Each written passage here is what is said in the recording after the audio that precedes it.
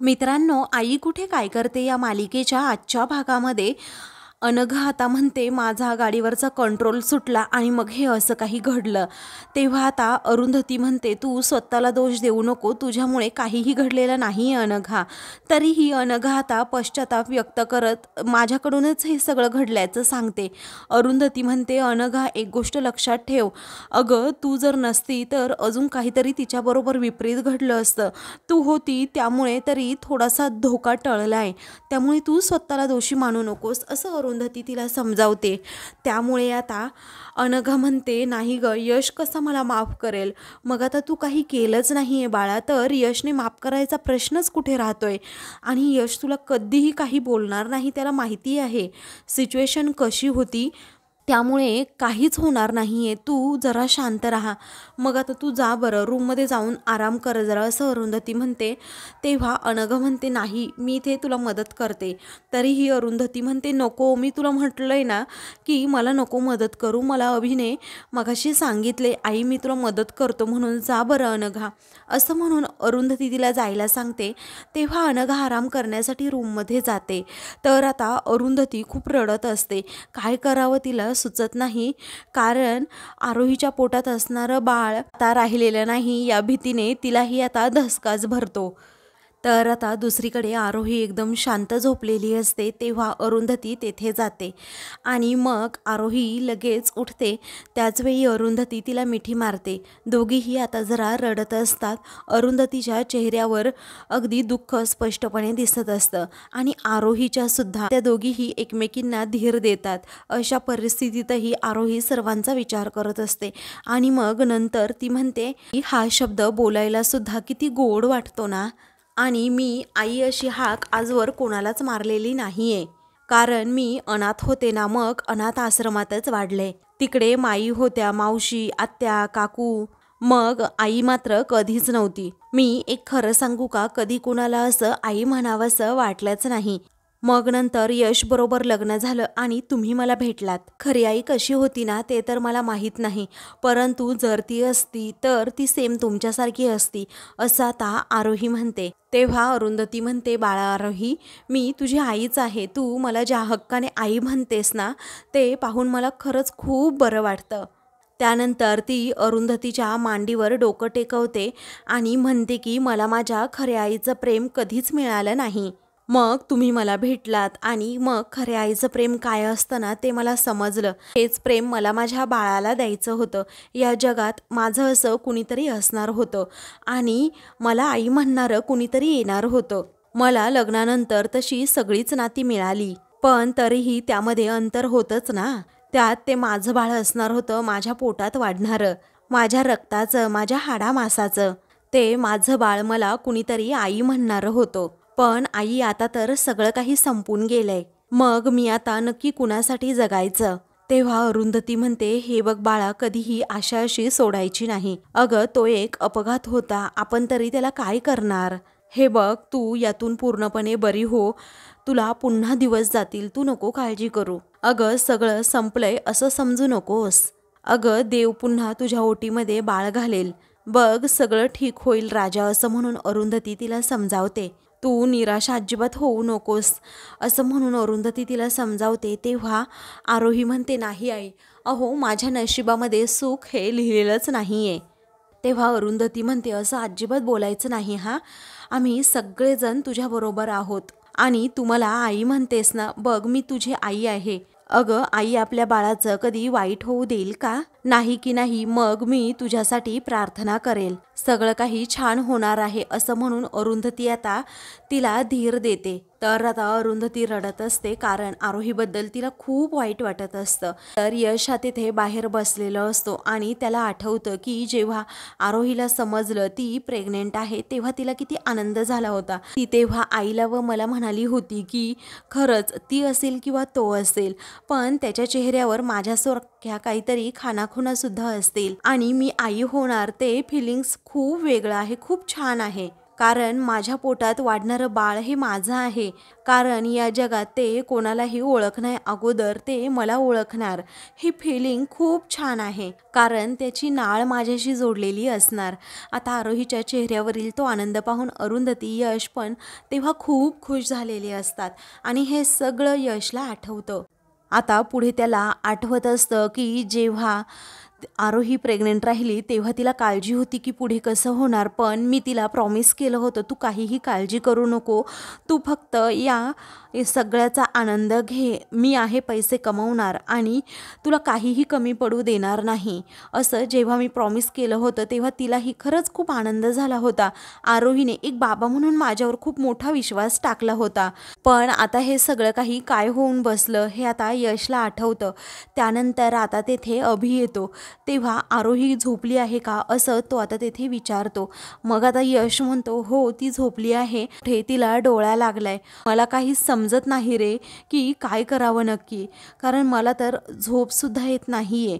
त्यावेळी आता अभि म्हणतो एक गोष्ट नेहमी लक्षात ठेव यश, हे बघ असे छोटे मोठे अपघात घडत असतात आणि ते आज तुझ्याबरोबर झालं, आपल्याबरोबर झालं. मला माहिती आहे हे सगळं काही तुमच्यासाठी खूप कठीण आहे, तुला आणि आरोहीला यातून बाहेर पडण्यासाठी खूप यातनासुद्धा होणार. पुढे यश म्हणतो आम्ही यातून बाहेर पडणार की नाही ते मला माहीत नाही, कारण आरोहीची अवस्था खूप कठीण आहे, खूप वाईट आहे. आणि अजून एक सांगू का, आरोहीचं आयुष्य आपल्यासारखं साधं सरळ नव्हतं रे. अनाथ म्हणून वाढलेली ती मुलगी होती. आपल्या इथे येऊन कुटुंब काय आहे ही कन्सेप्ट तिला समजली आणि त्याचा आनंद तिला घेता आला. परंतु बाळाच्या निमित्ताने का होईना तिला असं आपलं कोणीतरी मिळणार होतं, हक्काचं अगदी. अजून एक सांगू का, माझ्यापेक्षा जास्त आरोहीला हे बाळ हवं होतं. तेव्हा अभि म्हणतो मी समजू शकतो बाळा, पण आता असे हातपाय गळून नाही चालणार. आरोहीला तूच आधार द्यायला हवा, धीर द्यायला हवा, तिला समजून सांगायला हवं. एक डॉक्टर म्हणून मला तू विचारशील ना तर थोडा काळ जाऊ दे, मग तुम्हीही बाळाचा विचार करा. हो यश बरोबर आहे, कारण तिला यातून बाहेर काढायचं असेल ना तर तुम्हाला महिन्यानंतर पुन्हा बाळाचा विचार करावाच लागेल आणि तरच ती यातून बाहेर पडेल. ती सतत तोच विचार करून मानसिकदृष्ट्या अगदी खचून जाईल. तेव्हा यश म्हणतो मला ना सर्वात जास्त त्याचीच भीती वाटते अरे अभि, कारण आरोही सतत रडत असते आणि स्वतःच्या नशिबाला सुद्धा दोष देत असते. तेव्हा अभि काळजीने म्हणतो तुला सांगू का यश, ती सारखी अशी रडत राहिली ना तर तिच्या तब्येतीवर त्याचा परिणाम होईल. मी असं करतो उद्याच तिला लगेच हॉस्पिटलमध्ये सुद्धा घेऊन जातो. मला वाटतं की तिला लगेच औषधं सुद्धा सुरू करावी लागतील, कारण ती आत्ता ज्या मनस्थितीत आहे ना त्या मनस्थितीमधून लवकरात लवकर काहीही झालं तरी तिला बाहेर काढावंच लागेल, कारण तिच्या मनावर खरंच खूप मोठा आघात झालाय.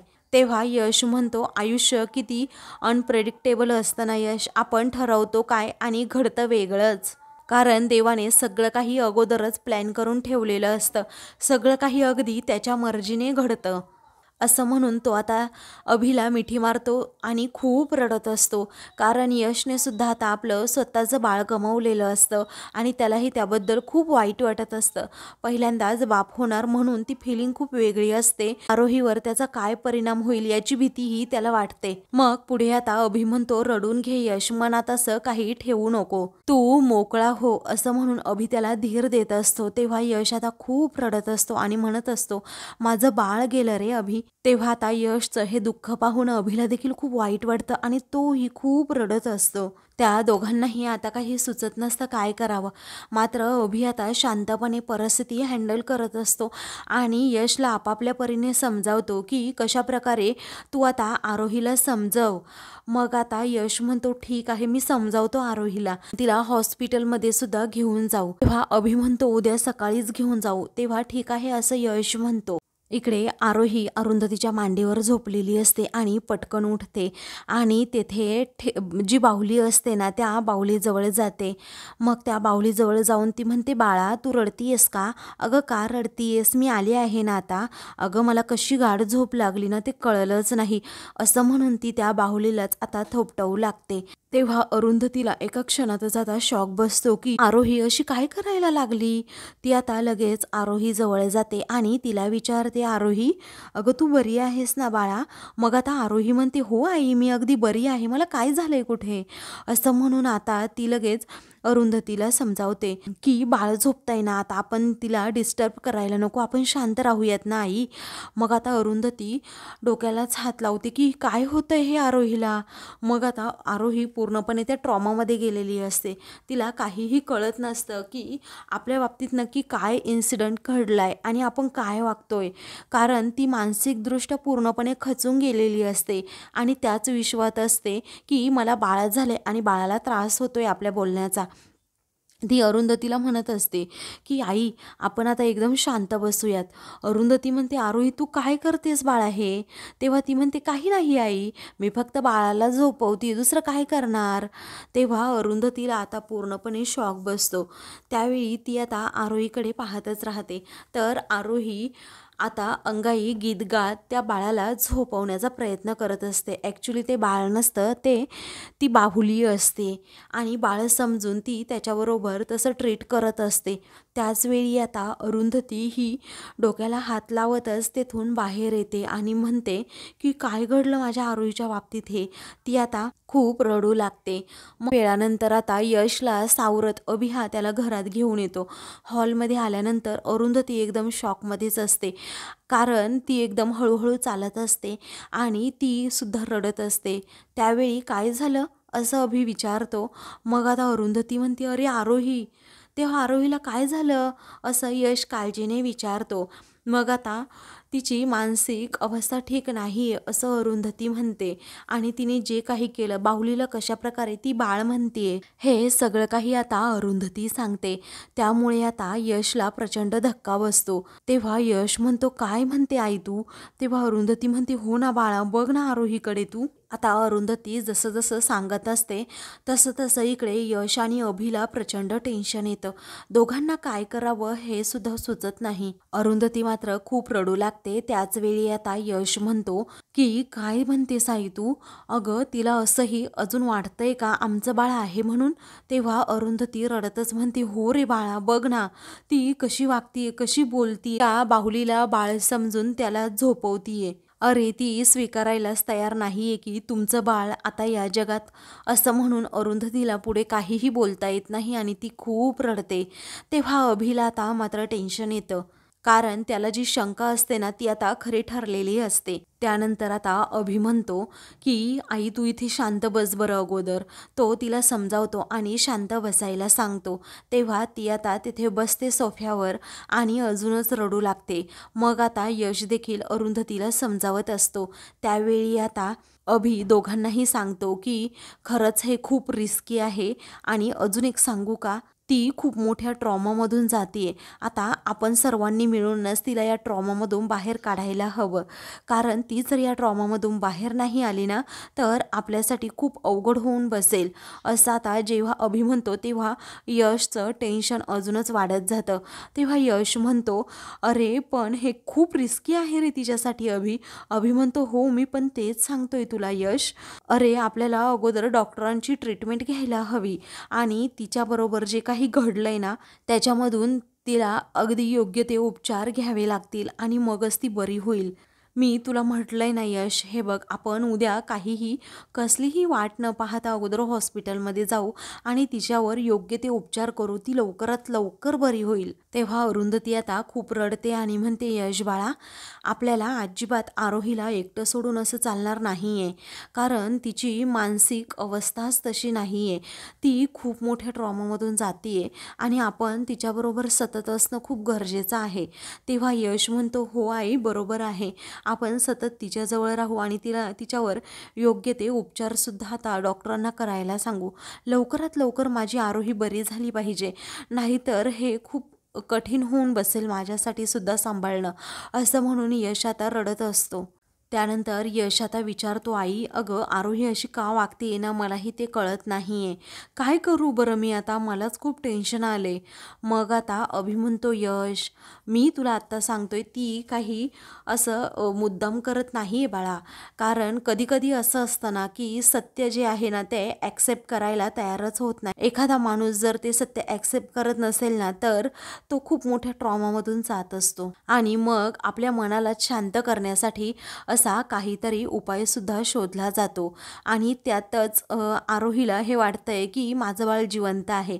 तिला एवढा मोठा धक्का बसलाय ना, त्यामुळे ती अजिबात त्या ट्रॉमामधून बाहेर येतच नाही आणि तिला असं वाटतंय की माझं बाळ मग जिवंत आहे. समजलं? त्यावेळी आता यश म्हणतो, पण अभि आता पुढे काय करायचं रे? तेव्हा अभि म्हणतो, काळजी करू नको तू, मी लवकर उद्या सकाळी तिला हॉस्पिटलमध्ये घेऊन जातो, तू सुद्धा माझ्याबरोबर चल. आपण डॉक्टरांना तिच्या सिच्युएशनबद्दल सगळं काही अगदी सांगू, म्हणजे डॉक्टर योग्य ते उपचार करतील. आणि आरोहीच्या बाबतीत ना तेच झाले. अरे यश, ती आपल्या मनाची समजूत घालतीये आणि कसं आहे ना त्या बावलीलाच ती बाळ म्हणतीये. तेव्हा अरुंधती आता पूर्णपणे शॉकमध्ये असते आणि ती विचारते, अभि बाळा पण हे किती दिवस चालणार रे असं? मग आता तो म्हणतो, आई जोपर्यंत ती ते सत्य स्वीकारत नाही ना की माझं बाळ नाही आहे या जगात, तोपर्यंत हे असंच चालत राहणार. आणि आपण तिला त्या रियालिटीची जाणीवसुद्धा करून द्यायला हवी. अगं तिला कितीही त्रास झाला ना तरीही आपण तिला ती जाणीव करून देऊ. ती तिच्या इमॅजिनरी वर्ल्डमध्ये जगतीये आणि हे तिच्यासाठी अजिबात बरं नाहीये. मग आता यश म्हणतो, अरे अभि पण ती एका निर्जीव बाहुलीला आमचं बाळ समजतीये, हे कितपत योग्य आहे आणि किती भयानक आहे हे.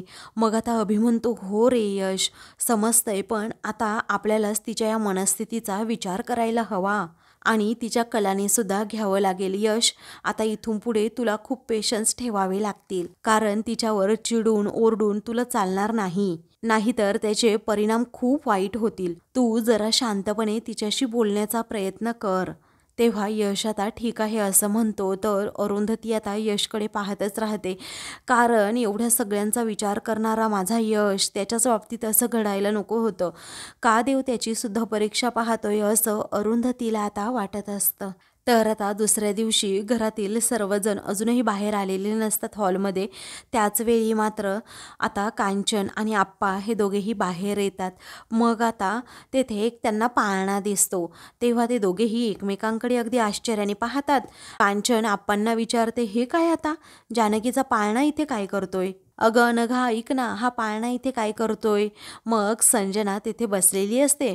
फटकळपणे ती आता म्हणते की भंगारात द्यायला ठेवलाय, पण आता या सगळ्या गोष्टींचं आपल्या घरामध्ये काही काम नाहीये ना म्हणून.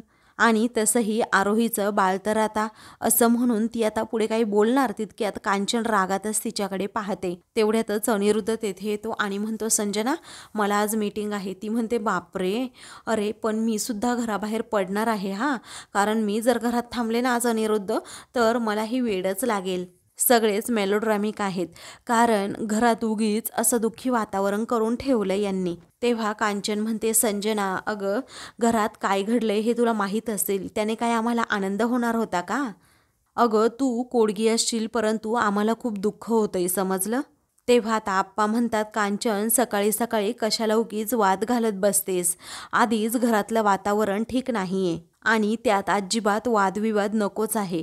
तेव्हा कांचन म्हणते, हो अगदी बरोबर बोललात तुम्ही, कारण या संजनाशी बोलण्यात काहीही अर्थच नाहीये. पालथ्या घड्यावर पाणी असं म्हणून रागातच ती आता संजनाकडे पाहते. असं म्हणून ती आता पुन्हा पुन्हा अनघाला आवाज देऊ लागते, अगं पटकन ये बाहेर अनघा. मग अनघा बाहेर येते आणि विचारते, काय झालं आजी? अभि देखील तितक्यात तेथे येतो आणि मग अरुंधती देखील आलेली असते. तेव्हा अनघा तेथेच विचारते, काय झालं आजी? बोला ना, हो मी ऐकलंच नव्हतं, सॉरी हां. तेव्हा हा पाळणा जानकीचा इथे काय करतोय? मग आता सर्वजण त्याच्याकडे पाहतात. तेव्हा आता अनघा म्हणते, मी नाही आणला आजी हा पाळणा, कारण पाळणा तर गच्चीत होता ना. तेवढ्यातच तेथे आता आरोही येते आणि तिच्या हातात काही कपडे असतात. त्याचबरोबर ती म्हणते की आजी ऐका ना, हो मी सगळी तयारी करून सुद्धा ठेवली आहे. ही कपडे आहेत ना ती जानकीची कपडे आहेत आणि तुम्हीच म्हणता ना की झाल्यानंतर त्याला नेहमी जुनी कपडेच घालावीत, त्यामुळे मी आणली आहेत ही. तेव्हा यश म्हणतो, आरोही अगं तू हे काय करतेस? कांचन देखील डोक्याला हात लावते आणि म्हणते, अगं बाई जरा थांब तू. मला सांग तू नक्की कसली तयारी म्हणतेस गं? कळत नाही मला आता. तेव्हा आता आपल्याला हे सगळं लागेलच असं आरोही पुन्हा म्हणते. मग कांचन विचारते, अगं कशाला लागणार? तेव्हा आरोही आता पूर्णपणे ट्रॉमामध्ये असते. ती म्हणते की आपल्या बाळाला लागेलच ना आता, आणि तुम्हीच सांगितलं होतं ना की बाळाला नवीन कपडे नाही घालायचे म्हणून. तेव्हा ईशा देखील आता तेथे येते आणि तिलाही धक्का बसतो. पुढे संजना आता जाते आणि म्हणते, अगं कुठलं बाळ? अगं तुला वेड लागलं की काय? तेव्हा आरोही म्हणते, तुम्ही असं का बोलताय? आहे माझं बाळ. ते आता वरती झोपलं आहे.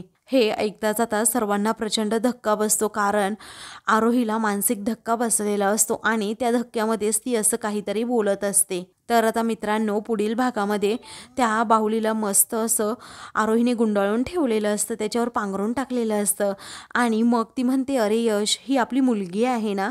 तो आता तिला समजावण्याचा प्रयत्न करतो, आपली मुलगी नाही ही बाहुली आहे. तेव्हा ती म्हणते, यश आपलं बाळ आहे.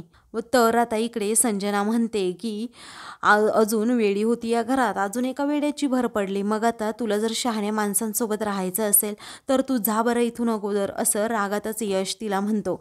ती म्हणते, मग माझा हिस्सा द्या, मी जाते. तेव्हा अरुंधती खूप रागात संजनाकडे पाहते. अशाच मालिकेंचे पुढील भाग पाहण्यासाठी चॅनलला सबस्क्राईब करा.